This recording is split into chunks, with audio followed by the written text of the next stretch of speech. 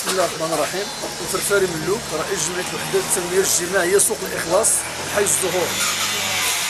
في هذه اللحظه وفي عين المكان كما الى سمحتي لي بغيت نوجه الشكر للصحيفه ديال 24 المغربيه لان تبارك الله كتواصل معنا دائما معنا يعني على التجديد.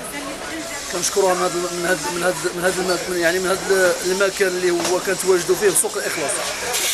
بغيت نتكلم على السوق كسوق بالاجمال انه الحمد لله بمجيء السيد القائد الجديد اللي كتجلى في الاسم ديالو الشخصيه ديالو ديال السي منير انه تبارك الله استطاع ينظم لنا السوق واستطاع انه يأهل السوق انه اصبح ولله الحمد الخضاره ولاو كيشتغلوا مزيان ولا التجاره ديالهم غدا يعني من احسن الى احسن.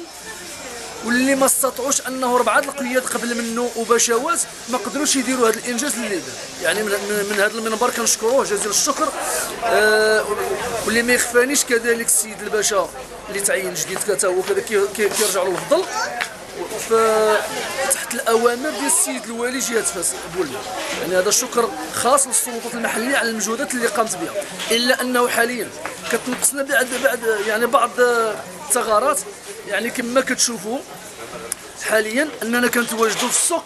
الى لاحظتوا معايا يعني السوق خصو شويه يتهيكل يعني يترمم يتصبغ.